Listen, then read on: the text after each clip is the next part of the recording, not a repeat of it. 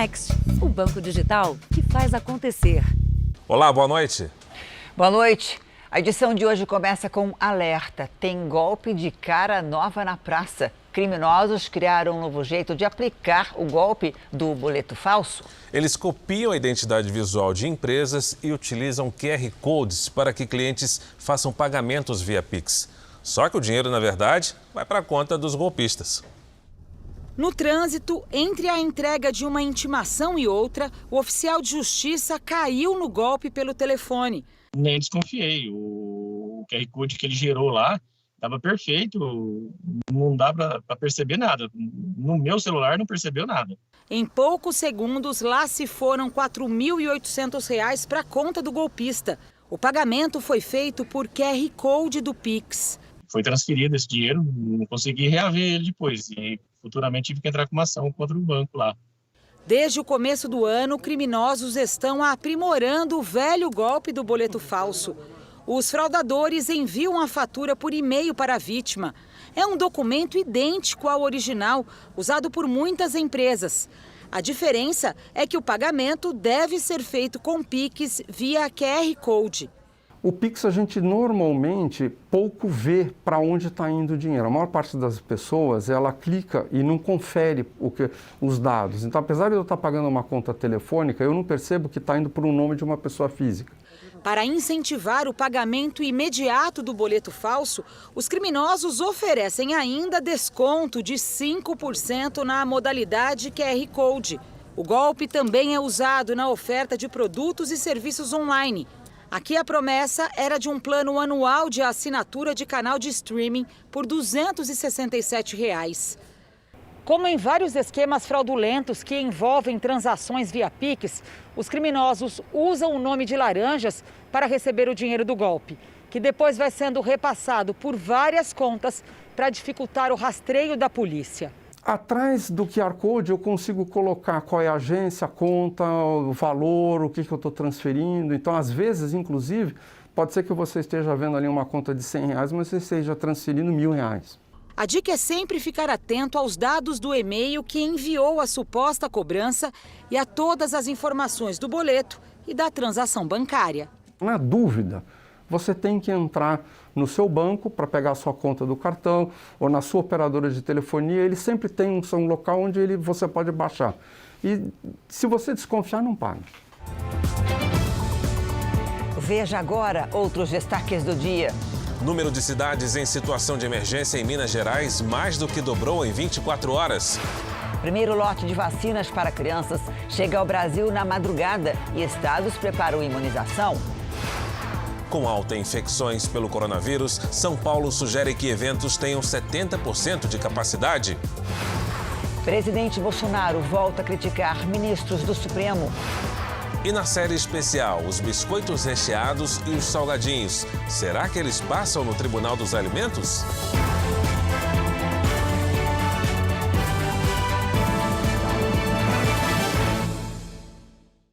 Oferecimento Bradesco. Abra sua conta grátis pelo app.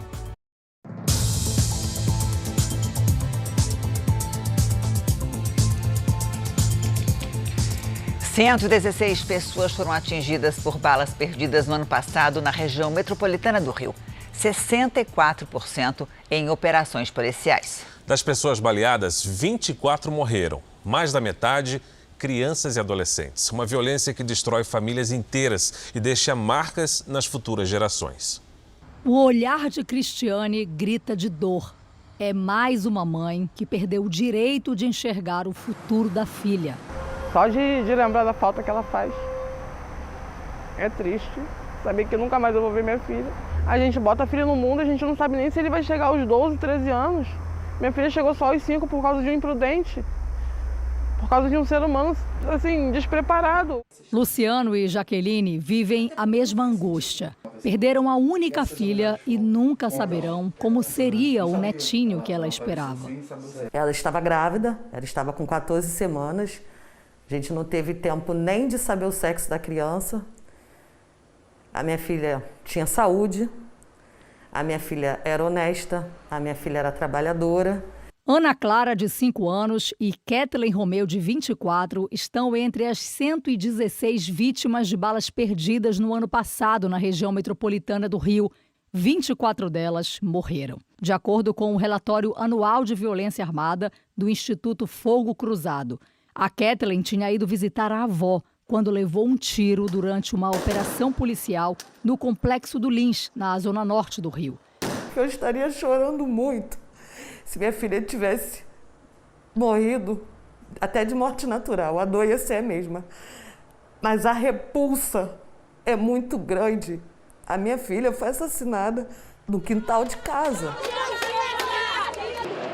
As investigações mostraram que o tiro partiu da arma de um dos PMs. Os 5 policiais militares que estavam na ação viraram réus por falso testemunho e fraude processual, mas respondem ao processo em liberdade. O levantamento mostra também que 64% das vítimas foram atingidas em ações policiais. Não foi o caso da Ana Clara. Ela foi atingida por 2 tiros de fuzil na porta de casa em Niterói. O perito foi lá, o delegado foi, então foi feito horas depois. E eles viram que não teve confronto, não teve troca de tiro, foi só o fuzil do policial que disparou. Ele ficou quase uns 11 meses preso. Em dezembro ele saiu. A violência armada não só destrói famílias inteiras, como também deixa marcas difíceis de serem esquecidas.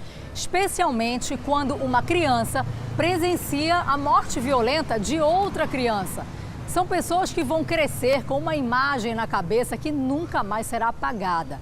Em alguns casos, elas desenvolvem um medo da vida, que não combina com a infância. Como a gente espera que essas crianças de hoje sejam adultos daqui a pouco?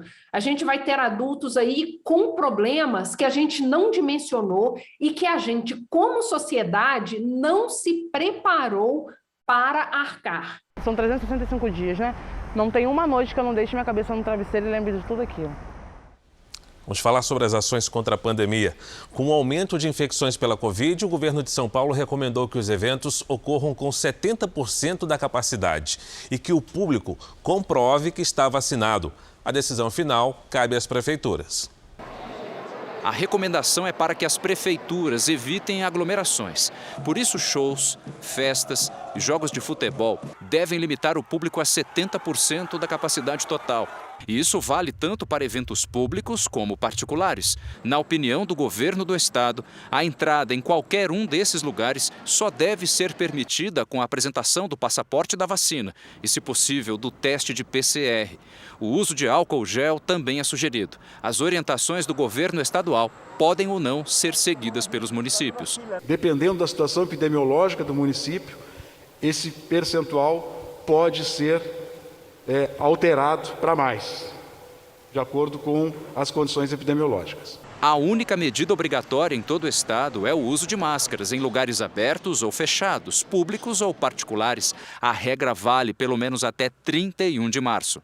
A recomendação para que a gente continue e aprimore todos os cuidados não farmacológicos de higienização das mãos, uso das máscaras, uso de álcool gel.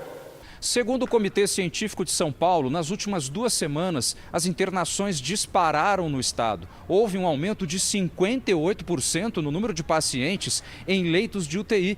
Hoje são 1.727. Já o crescimento nas enfermarias foi de 99%. Mais de 3.400 pessoas estão internadas com Covid. No Rio de Janeiro, o comitê que acompanha a evolução da pandemia adiou a tomada de posição sobre o desfile das escolas de samba no Carnaval. Especialistas recomendam a volta do uso de máscaras em locais abertos. A prefeitura ainda não decidiu se acata a sugestão. De cada 2 pessoas testadas na cidade do Rio, uma está com Covid. É o maior índice de resultados positivos desde agosto de 2020. Acabei de fazer o teste. E testei positivo para Covid. A minha família quase toda pegou o Covid. Minha prima que trabalha na área da saúde, todo mundo. Aí eu fiquei muito preocupada, né? As filas para os testes continuam enormes. Estado e prefeitura ampliaram os locais de exame, mas eles ainda são insuficientes para atender todos. A previsão de atendimento é no mínimo 2 horas na fila aí, pelo que o pessoal está falando. O avanço da nova variante também afetou 20% dos profissionais da saúde. Pelo menos 12 mil trabalhadores, entre rede pública e privada, foram afastados. A Prefeitura do Rio autorizou que funcionários de outros setores sejam deslocados para postos de testagem e de vacinação para ajudar no atendimento. Eles receberão R$ 100 por dia de trabalho. A Defensoria Pública do Estado fechou 13 postos de atendimento por falta de funcionários. Em 24 horas, o Estado registrou quase 10.500 novos casos. As internações cresceram e a maioria que foi parar no hospital não tem a vacinação completa. A corrida aos postos de saúde em busca de testes e a nova variante foram analisados em nova reunião do Comitê Científico. O Carnaval e a volta às aulas não entraram em pauta. Os cientistas reforçaram a necessidade de se iniciar a vacinação de crianças entre 5 e 11 anos e recomendaram a volta do uso de máscaras em locais abertos. Nessas condições, nessas novas condições de altíssima transmissibilidade, é bom usar máscara, especialmente quando você está num lugar que tem mais gente. Se você está passando, por exemplo, uma calçada cheia de gente, camelô na rua, você tem mais chances de contaminar, mesmo que esteja ao ar livre, porque tem muita gente em volta. Em todo o mundo, quase 17 milhões de pessoas foram contaminadas pelo coronavírus nos últimos 7 dias. A média é de 2,5 milhões de casos a cada dia. A alta no número de infecções puxada pela variante Ômicron começou em 20 de dezembro e se mantém até agora. Desde que a Organização Mundial da Saúde reconheceu a Ômicron como variante de preocupação, o número de casos aumentou 19%. Só na Alemanha, mais de 80 mil infecções foram confirmadas hoje. É o maior número desde o começo da pandemia. No Reino Unido, o primeiro-ministro Boris Johnson pediu desculpas por participar de uma festa enquanto o país estava em confinamento parcial em maio de 2020. E mais de 140 mil americanos estão internados com Covid-19. É o número mais alto desde o começo da pandemia. As infecções aumentaram também entre os profissionais da saúde. Enquanto cresce o volume de pacientes, há cada vez menos profissionais trabalhando. Na última semana, 24% dos funcionários estavam afastados dos hospitais americanos porque foram infectados pelo coronavírus. A sobrecarga é inevitável e atinge médicos, enfermeiros e quem faz o primeiro atendimento. No estado do Maine, este hospital passou a permitir que funcionários com sintomas leves ou assintomáticos continuem a tratar os pacientes. Um levantamento mostra que 5 milhões de trabalhadores em todo o país estão afastados. A nova onda é atribuída à variante Ômicron, que se espalhou rapidamente nos últimos 2 meses.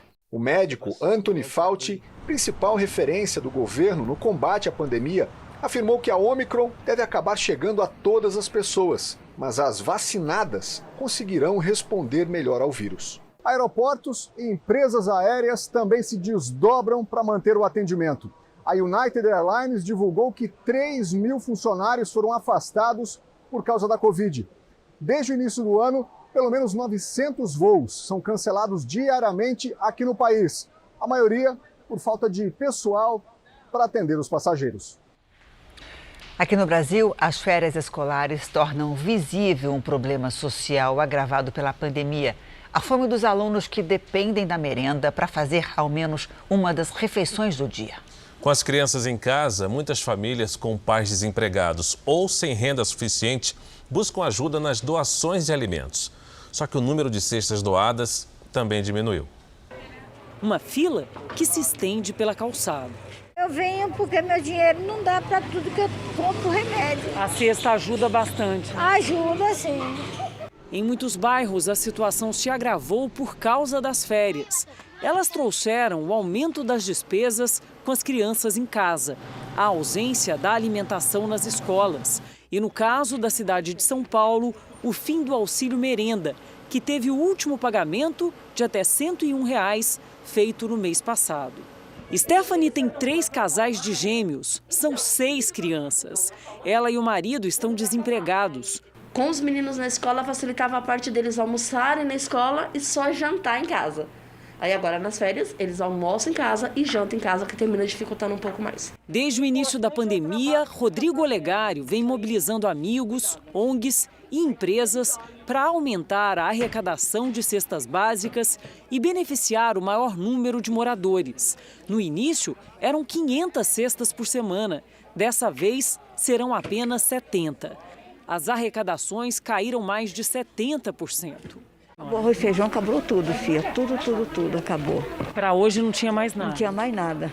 Durante a pandemia, uma única instituição cadastrou mais de 2.000 famílias só aqui na Brasilândia, na zona norte de São Paulo. Mas no ano passado, o número de doações despencou e o número de famílias necessitadas cresceu. Por isso, temporariamente, a instituição não está fazendo mais cadastros, e sim visitando as casas para identificar aquelas famílias que mais precisam. A criança, ela não sabe aguentar fome. Nós adultos a gente dá um jeitinho, agora uma criança não sabe esperar a fome. Então eu priorizo essas famílias que não têm renda e que têm muita criança. Em Heliópolis, a maior comunidade de São Paulo, com mais de 200.000 habitantes, as filas para as famílias cadastradas são imensas e chegam a se formar de madrugada. Em março do ano passado, a Central Única das Favelas, a CUFA, chegava a distribuir quase 300 cestas em um único dia. Hoje, elas não passam de 60. O aumento do preço dos alimentos, né? A inflação aumentou o desemprego. Infelizmente, muitas empresas acabaram fechando aí por conta das dificuldades financeiras. E com isso afetou nas doações. Fagner resolveu contar com a solidariedade. Difícil, né? Porque você não tem renda, o auxílio foi cortado, meu Bolsa Família foi cortado, então a gente vem atrás das pessoas, né? Fica mais difícil mesmo. Já não tem mais o que comer em casa? Não. Além da cesta, voltou para casa levando também o leite das crianças, pelo menos para essa semana. A Prefeitura de São Paulo informou que cestas básicas estão sendo entregues a alunos em situação de vulnerabilidade e com a volta às aulas presenciais, a merenda passará a ser fornecida diretamente nas escolas. Veja a seguir, o país se prepara para vacinar as crianças. Então respondemos a algumas das dúvidas que elas têm sobre a vacina. E na série especial, os biscoitos e salgadinhos no Tribunal dos Alimentos.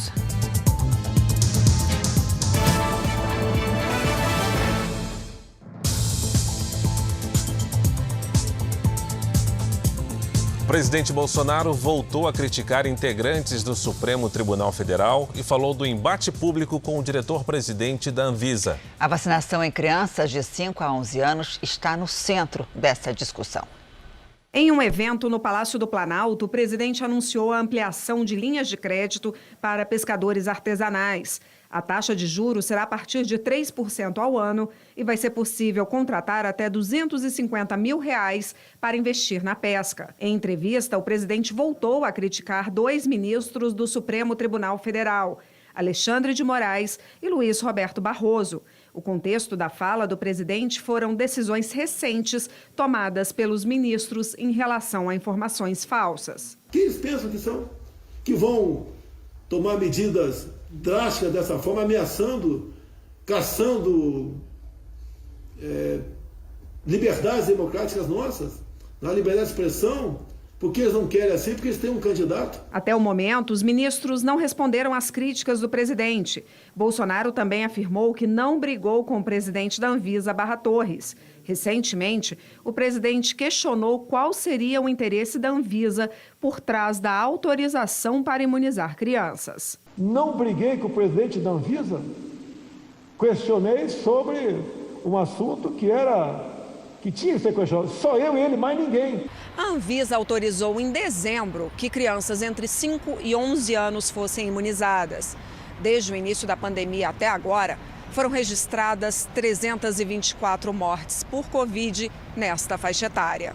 As crianças de 5 anos foram as mais afetadas. Para você, 300 e poucas crianças, eu lamento cada morte, ainda mais de criança, a gente sente muito mais, mas não justifica a vacinação pelos efeitos colaterais adversos que essas pessoas têm. Inclusive a própria Pfizer, 2 pessoas da Pfizer. Ela diz que não se responsabiliza por efeitos colaterais. A Sociedade Brasileira de Pediatria afirma que a população não deve temer a vacina para crianças, mas sim a doença e suas complicações. Também lembrou que a vacinação desse público é uma estratégia importante para reduzir o número de mortes por conta da Covid-19. E finaliza dizendo que a vacina previne a morte e desestimular a adesão dos pais à imunização dos seus filhos é um ato lamentável. Na mesma entrevista, Bolsonaro falou sobre o impacto da variante Ômicron.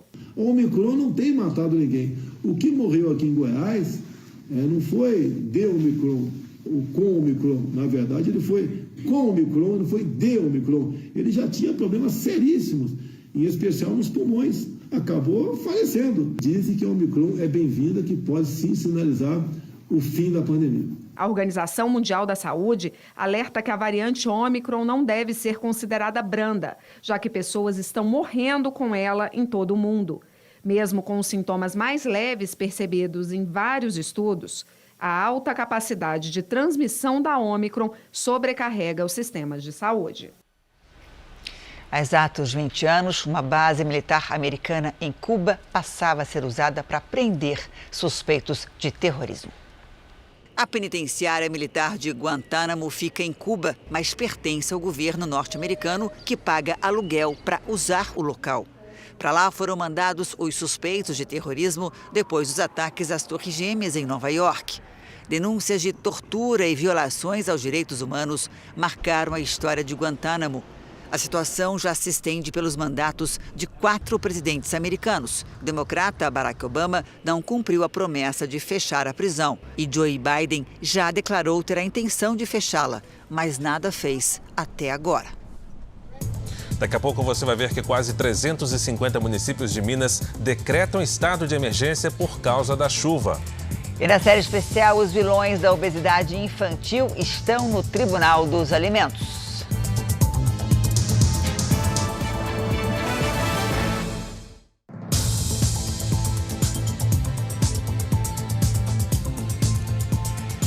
Em 24 horas, mais que dobrou o número de cidades mineiras que decretaram estado de emergência por causa da chuva. Agora são 341 municípios. Os pedidos de socorro chegam a todo instante. São pessoas ilhadas em áreas perigosas. Esta família, em Pará de Minas, conseguiu sair de casa com o apoio de uma equipe de resgate. A gente tem preparado, para se caso acontecer o pior, E desde então até essa data, a gente está trabalhando, demais, Muitas famílias, infelizmente, precisando de ajuda devido às fortes chuvas. De ontem para hoje, o número de cidades mineiras que decretaram estado de emergência mais que dobrou. Agora são 341 municípios em condições parecidas com esta. Aqui em Itaúna, esta avenida parece um rio e a água não dá sinais de quando vai baixar. As enchentes são causadas pelas chuvas fortes e pelo aumento da vazão da barragem de Benfica. Segundo a empresa responsável, uma medida de segurança para reduzir o volume de água no reservatório, que não apresenta risco de rompimento. A população foi orientada a levantar os móveis e buscar abrigo em lugares mais altos. Muitos só conseguiram sair de barco. 5 mortes em decorrência das chuvas foram registradas nas últimas 24 horas em todo o estado.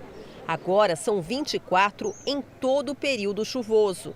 Na cidade de Paula Cândido, os 5 corpos da família, que estava num carro levado por um desmoronamento de terra em Brumadinho, foram velados e enterrados. De acordo com a Defesa Civil, o número de pessoas que tiveram que sair de casa é de mais de 24 mil. O número de desabrigados é de quase 4 mil pessoas. Só em Governador Valadares, 55 mil pessoas foram afetadas pelo nível da água do Rio Doce, que subiu 4 metros. Um helicóptero foi usado para resgatar cadeirantes e pacientes renais ilhados naquela que já é considerada a pior inundação em 25 anos. O sentimento é de muita dor, porque a gente ainda não se recuperou da outra enchente. A minha mãe ainda não recuperou os móveis que tinha, né, perdido. E agora, perdeu de novo. Uma situação dramática. Nós fizemos um mapa para te ajudar a entender onde estão alguns dos municípios mais afetados pela chuva em Minas Gerais. Na região norte do estado, já perto da Bahia, Pirapora, São Francisco e Porteirinha têm várias ruas alagadas. Ainda na região, mais perto do Espírito Santo, Governador Valadares é uma cidade muito atingida. A população da Grande Belo Horizonte também está apreensiva com o aumento da chuva. São municípios como Nova Lima, Raposos e São Joaquim de Bicas. Já a Conceição do Pará é ameaçada pelo rompimento de barragens. Equipes do Jornal da Record sobrevoaram hoje as áreas mais afetadas pela chuva em Minas Gerais, inclusive as regiões ameaçadas pelo possível rompimento de barragens. Nos últimos 50 anos, não se tem notícias de chuvas tão intensas em Minas Gerais, ao mesmo tempo em várias cidades e em muitas regiões do estado. Esta é a BR-381 que liga Minas Gerais a São Paulo, na altura da cidade de São Joaquim de Bicas. E este engarrafamento é por causa do rio Paraopeba, que segue muito cheio. Esta é a cidade de Garapé, também muito perto de Belo Horizonte. E aqui também houve registros de alagamentos e deslizamentos de encostas. Nova Lima, uma das 145 cidades de Minas a decretar estado de emergência por causa da chuva. Aqui, 17 mil pessoas precisaram sair de casa por causa das enchentes. São cerca de 3 mil desabrigados e 14 mil desalojados. Nós estamos chegando agora perto do local que hoje é o de maior preocupação da Defesa Civil. A barragem do Carioca, em Pará de Minas. O alerta de que ela pode se romper a qualquer momento continua.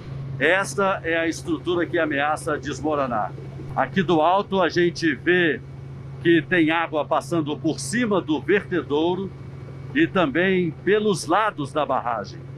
Agora, Raposos, um município com muitos moradores prejudicados pela enchente. A estimativa é de que 1.000 residências foram invadidas pela água, o que significa 66% das casas da cidade. O que nós vamos ter é que criar resiliências, inclusive políticas públicas, né, para retiradas de populações, principalmente as mais carentes, de zonas efetivamente de risco, né, e fazer medidas preventivas. A repórter Fabiola Correia está em uma das áreas mais atingidas pela chuva e que também está ameaçada pelo rompimento de barragens. Nós estamos a caminho de Pará de Minas e fomos obrigados a parar o carro aqui, porque olha só, a via de acesso entre o vilarejo de Ponte Alta e o vilarejo do Carioca desabou. Olha a cratera que foi aberta no asfalto por conta da força da água. Agora não dá mais não, só passa por baixo lá, né? Saímos da rodovia e entramos nos pequenos vilarejos. Já é quase impossível trafegar nas estradas de terra. A partir deste ponto, só dá para continuar a pé. Na hora do almoço, na hora que eu vi, eu tolei. Eu tolei até aqui em cima. Edno não sabe como vai comprar o remédio para a filha. Lá você fica atolado, aqui você corre o risco também. Do outro lado do Lamaceiro, conhecemos Itamar. A casa dele fica perto da usina do Carioca, onde a barragem está perto de romper. Torcendo para que Deus tenha dó de nós e que a água não chegue lá. São coisas simples, mas conquistada com muito suor. A gente sabe disso. A tragédia em Capitólio, também em Minas Gerais, já provoca reflexo na economia da região. As vendas no comércio e o turismo tiveram uma queda significativa desde o desastre em que 10 pessoas morreram. O período é de férias, geralmente movimentado na cidade turística. Mas neste janeiro, Capitólio está diferente. Só o tempo vai apagar isso aí, né? A vendedora desta loja de roupas femininas e masculinas viu o movimento cair rápido. Desde o ocorrido, do acidente no sábado, o movimento diminuiu bastante. tanto nos comércios quanto na rua, nas pousadas também, eu estou ouvindo esse relato, então diminuiu sim bastante. Este sacolão fornece frutas e verduras para pousadas da região, além de atender ao público que compra os alimentos para levar para as casas de campo. As vendas aqui caíram 60%. A gente trabalha tanto aqui no hortifruti quanto no atacado, né, entregando também para pousadas, restaurantes, e muitas pessoas cancelaram, né? Então houve uma queda muito grande. O Lago de Furnas é a principal atração turística aqui de Capitólio. Depois do acidente, o Mar de Minas, como é conhecido, foi interditado. Sem os passeios náuticos e segurança, muitos turistas cancelaram as reservas. Foi o que aconteceu neste resort. Apesar de toda a estrutura de lazer, a ocupação que estava em 100% teve uma queda imediata de 30%. O pessoal está com muito receio de estar vindo, está com muito medo, então eles estão cancelando ou fazendo remarcação de data. Quem vive do turismo espera que a segurança e as belas imagens da cidade sejam o convite para retorno dos viajantes. Eu espero, que as pessoas voltem a se lembrar de Capitólio como uma cidade bonita, um atrativo turístico, como sempre foi, e não por essa tragédia, Enquanto a chuva castiga cidades do centro-norte do país, o Rio Grande do Sul sofre com a estiagem e, para completar, uma onda de calor chegou à região. Oi, Lidiane, boa noite para você. E de quanto foi a temperatura hoje? Foi alta, viu, Janine? Boa noite para você, para o Fara, para quem nos acompanha. Olha só, nesta tarde, Quaraí registrou 41,5 graus. E nos próximos dias, outras cidades gaúchas podem ficar ainda mais quentes. Pelas imagens de satélite na região sul, vemos alguma nebulosidade apenas no Paraná e em Santa Catarina. Já sobre o Rio Grande do Sul, uma circulação de ventos atrai o ar seco e quente da atmosfera. Essa combinação dificulta a formação de nuvens de chuva e espanta as frentes frias para longe do continente. Nas horas mais quentes do dia, a umidade do ar pode ficar abaixo de 30%, exceto no litoral. No oeste do estado, os valores podem ser ainda menores. Nesta quinta, os termômetros em Bagé e Santa Maria chegam aos 38 graus à tarde. Em Alegrete e Uruguaiana, até 41, quase 10 graus acima da média. Percebam que a diferença entre as temperaturas mínima e máxima é realmente bem grande. Quinta sem chuva também nas outras áreas claras do mapa, inclusive em Minas Gerais. Olha só que boa notícia. Já no Pará, Tocantins, Mato Grosso, do Maranhão até Alagoas e no interior de São Paulo, risco de chuva forte. Em Florianópolis, máxima de 31 graus. No Rio de Janeiro e em Boa Vista, sol com chuva e 34. Em Cuiabá, pancadas a qualquer hora com 31. Em Maceió, dia chuvoso com 28. Na capital paulista, vamos ter mais sol, com pancadas de chuva à tarde. Nesta quinta faz até 28. E de olho já no fim de semana, máximas de 31 e de 32 graus. Vamos ao Tempo Delivery, começando com o pedido da Josi. Ela quer previsão para Curitiba, Lidiane, no Paraná. Vamos lá, Fara. Oi, Josi. Os próximos dias começam ensolarados e a partir da tarde, aí sim tem previsão de pancadas. Nesta quinta faz até 25 graus. O Paulinhos é de Santo André, na região metropolitana de São Paulo. Oi, Paulinhos. Seguinte, até sábado tem sol com pancadas à tarde e a temperatura sobe. Máximas de 26, 28 e de 29 graus. Participe também do Tempo Delivery pelas redes sociais. Mande uma mensagem com a hashtag #VocêNoJR para aparecer aqui no nosso telão. Até amanhã, gente. Obrigado, São Paulo Lídia. tá difícil colocar roupa no varal, hein, Lídia? Mas vai começar a esquentar. Obrigada, boa noite, até amanhã. Boa noite. Vizinha ao Rio Grande do Sul, a onda de calor na Argentina chegou com apagão. Em Buenos Aires, mais de 23 mil pessoas estão sem energia elétrica. 700 mil foram prejudicadas. O blackout teria sido provocado pelo aumento no uso de aparelhos de ar-condicionado. A bandeira tarifária de energia elétrica vai continuar até o fim de abril, mesmo com a chuva intensa neste começo do ano.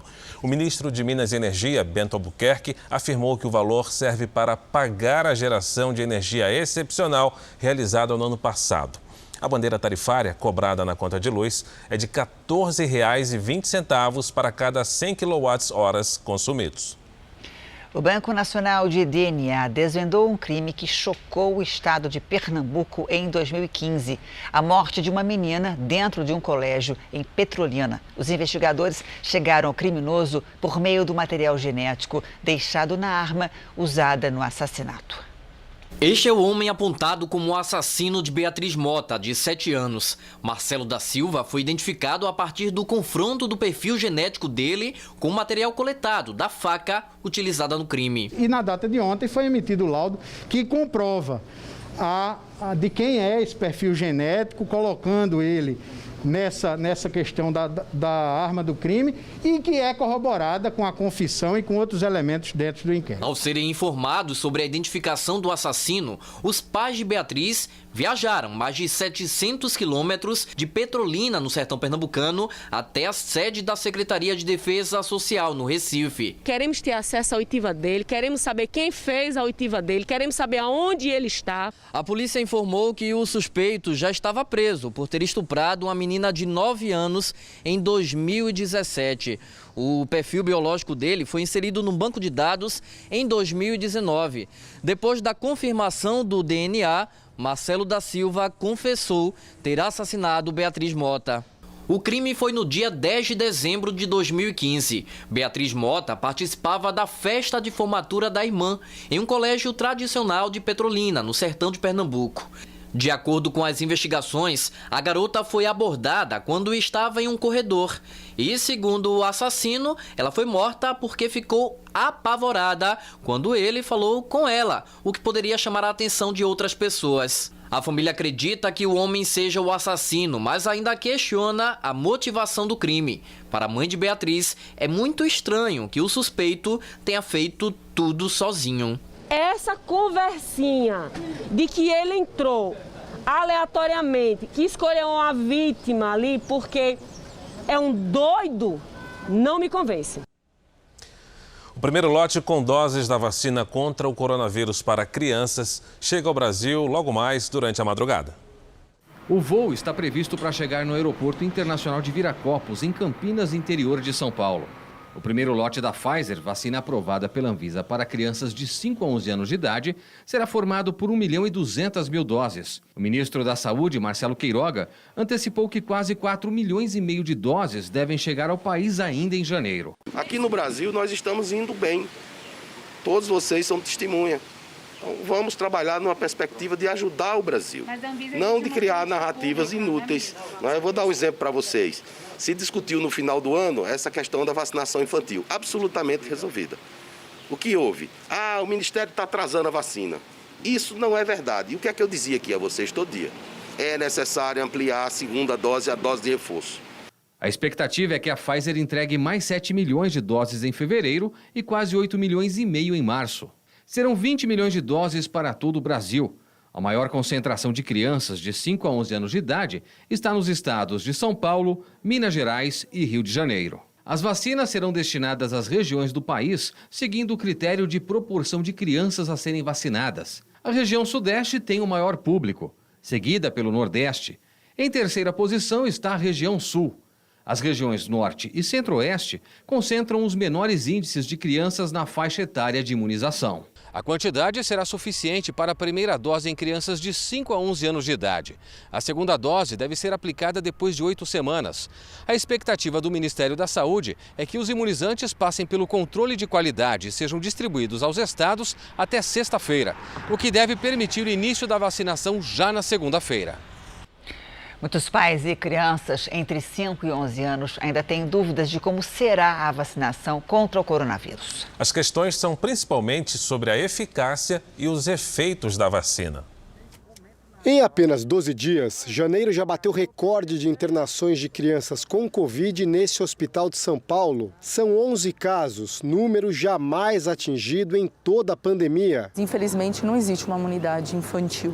As crianças também pegam Covid. E as crianças também podem ir para a UTI e também ter casos graves. O alerta para a maior contaminação entre crianças acontece num momento em que o Brasil se prepara para iniciar a campanha de vacinação infantil contra a Covid. O estado de São Paulo deve começar a aplicar a primeira dose em quem tem de 5 a 11 anos já nos próximos dias. No estado, pais e responsáveis podem fazer um pré-cadastro online para vacinar as crianças no portal Vacina Já.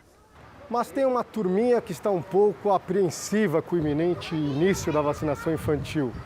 Mesmo com pouca idade, a criançada sabe da importância de se proteger nessa pandemia, mas claro, nem todo menino e menina se anima em tomar uma injeção.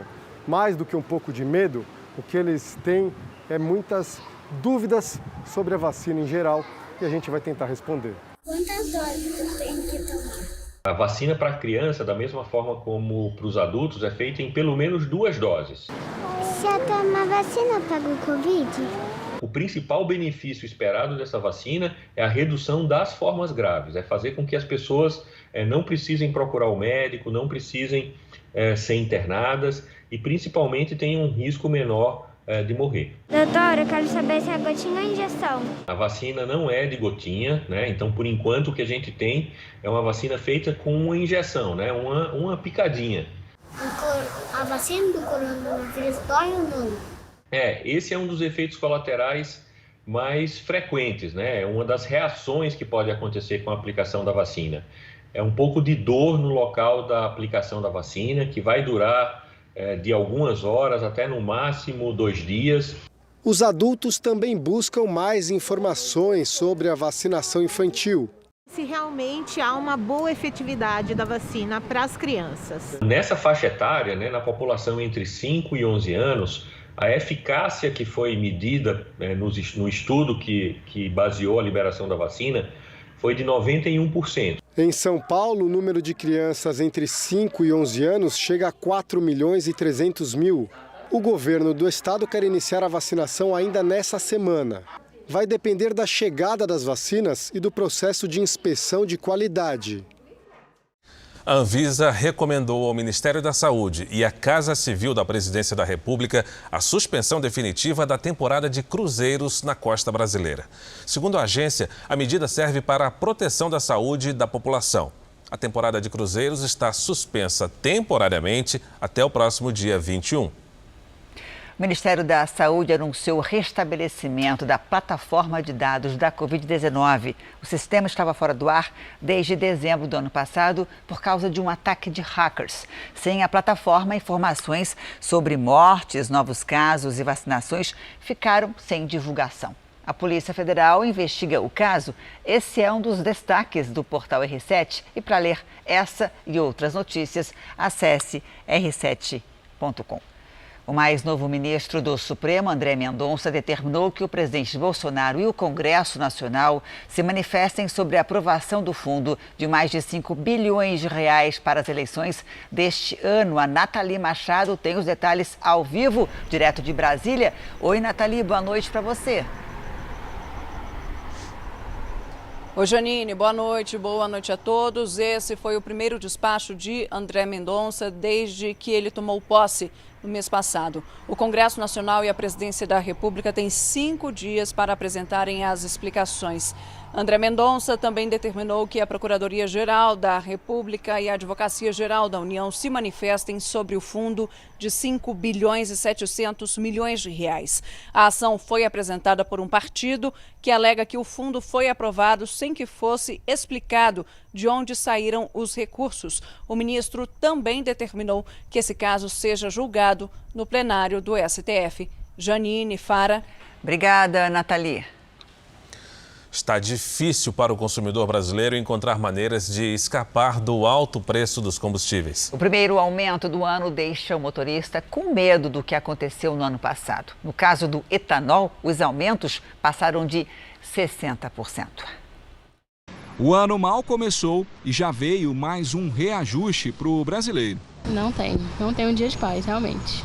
Já está valendo o aumento dos combustíveis anunciado pela Petrobras. Nas distribuidoras, a gasolina está quase 5% mais cara. Já o óleo diesel, mais de 8%. Muita gente correu para encher o tanque com o preço antigo. Por incrível que pareça, gasolina a R$ 6,50 o litro pode ser considerada barata. Barata no modo figurado de falar, né? Que barato não tá, né? Você pagar o barato e caríssimo. Não tem o que falar, não tem barato. Em Goiânia, o litro da gasolina comum, que era vendido entre R$ 6,49 até R$ 6,99, agora custa quase R$ 7,50. Em Fortaleza, no Ceará, a gasolina está na casa dos R$ 7,00, praticamente o mesmo preço de Natal, no Rio Grande do Norte. Apesar de ser o primeiro reajuste em quase 80 dias, o consumidor brasileiro tem medo que se repita em 2022 o que aconteceu no ano passado, quando os combustíveis subiram muito mais que a inflação. O etanol subiu, em média, mais de 60%. Já a gasolina e o diesel, quase 50%. A gente espera que não seja a sequência do ano, não seja como foi o ano passado, com reajustes elevados e que tem prejudicado tanto o empresário quanto o consumidor, né? Com o preço nas alturas, cada um arranja um jeito de economizar. Meu pai que usa para trabalhar todo dia. Inclusive, ele está até dividindo o carro com um amigo dele para pegar carona para ele dividir a gasolina. O tenista número 1 do mundo admitiu que, mesmo com Covid, esteve com crianças e deu entrevista. É mais uma polêmica em que o sérvio Novak Djokovic se envolveu nas últimas semanas. Para entrar na Austrália, onde vai disputar um dos principais torneios de tênis do mundo, Djokovic afirmou à imigração que não teria viajado nos 14 dias anteriores à sua chegada ao país, o que não era verdade. Em um comunicado, ele culpou a equipe pela falha. O preenchimento da minha declaração de viagem foi feito em meu nome e meu agente pede desculpas pelo erro administrativo. Desde que chegou ao país, o tenista tem causado confusão. Por se recusar a tomar vacina contra a Covid, ele ficou num hotel de imigração ameaçado de deportação. Advogados dele conseguiram reverter a decisão. Biscoitos recheados e salgadinhos. Os supermercados estão cheios deles e o carrinho das famílias sai quase sempre carregado. Só que hoje eles vão para o Tribunal dos Alimentos e nós já podemos adiantar, são culpados pelo aumento da obesidade em crianças e adolescentes.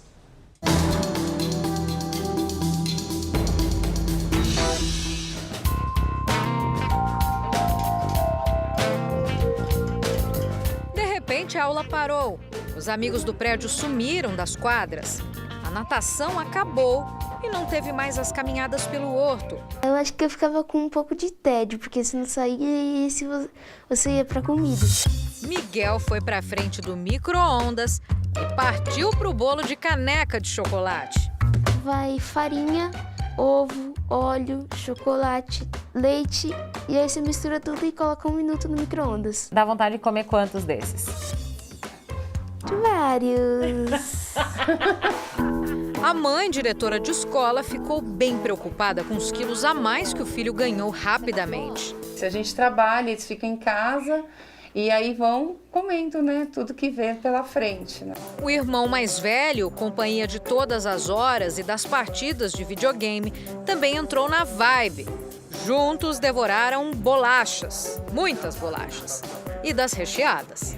Até no gasto com o mercado, tudo que você pedia mais coisa ou ia mais no mercado, porque só pensava em comer, todo momento só em comida, né? Ficava ali preso só pensando em comer. A bolacha recheada é uma das opções preferidas. Quem nunca separou o recheio para comer primeiro? Os nutricionistas dizem que essas bolachas são química pura. É só dar uma olhadinha nos rótulos. Por exemplo, você tem na cozinha dextrose anidrasal, pirofosfato ácido de cálcio ou alguns gramas de diglicerídeos, hein?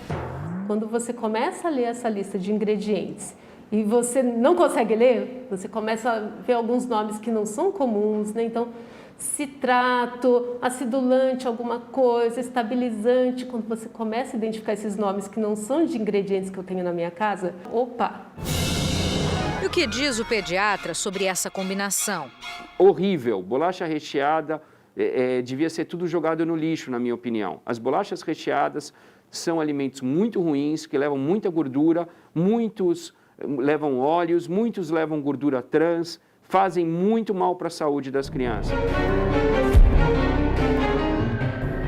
Mas Mas e o bolo de micro-ondas? Será que não dava para o Miguel mudar um pouco a receita?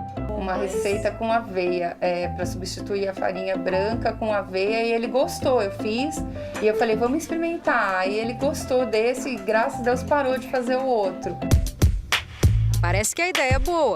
A aveia ela tem beta-glucana que ajuda a parte do intestino, né? Melhora bastante o intestino, ajuda a baixar inclusive até o colesterol ruim, né? Então só tem benefícios e dá uma sensação de saciedade também, né?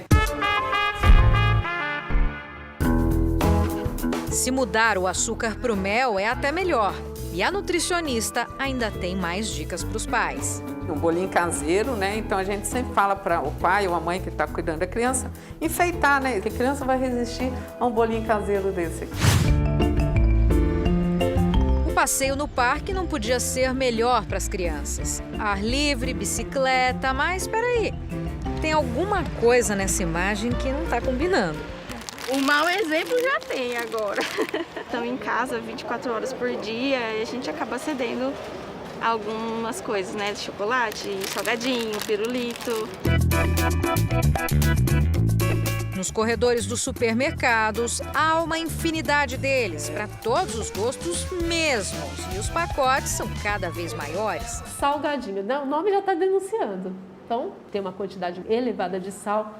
Muitos deles acabam sendo fritos ou o processo de preparo tem adição de gordura também. Então, o valor nutricional é basicamente sustentado à custa de gordura e algum tipo de carboidrato. Vai ser ou a farinha de trigo ou os salgadinhos à base de milho. Sal, gordura e carboidrato em excesso podem resultar em obesidade e trazem problemas cardíacos de uma forma mais precoce que vão ficar para a vida. Você inicia com adolescentes, 12, 13 anos, já com problema de estômago, gastrite, refluxo, obesidade. Os estudos já comprovam, 75% dessas crianças vão carregar isso para a fase adulta. A mãe de Arthur e Isabela bem sabe que os salgadinhos atrapalham os hábitos alimentares. Eles tomam lugar das frutas de um lanche mais saudável. A gente sempre tenta deixar disponível coisas saudáveis. Frutas, né? Uva, que eles comem bastante uva, banana, maçã. Então, sempre que eles pedem uma bobeira, a gente não quer uma maçã, não quer uma banana, não prefere uma uva. O pai quer dar o exemplo. Daniel não é lá muito dos legumes, confessa, mas não tem dúvidas. Hoje em dia tem muito essa questão da obesidade, né? Nós sabemos que doce, enfim, salgado demais, traz uma... prejudica, né, a saúde. Então, acredito que a nossa geração é um pouco mais evoluída da questão da informação, é uma coisa que nós se preocupa, assim, né? Então, aqueles salgadinhos do passeio, melhor não, né, doutor? Muitos deles são ricos em gordura trans, né, que é uma gordura que certamente está associada a um risco maior de ganho de peso e dessas complicações. Não deveria ser utilizado. O tema de hoje do podcast JR 15 Minutos é sobre alimentação infantil. Você pode ouvir no r7.com, Play Plus e nos aplicativos de podcast. E esta edição do Jornal da Record termina aqui. À 00:30 tem mais Jornal da Record. Fica agora com a Bíblia. No episódio de hoje, o luto de Jacó. Boa noite para você e a gente se vê amanhã. Excelente noite para você e até amanhã.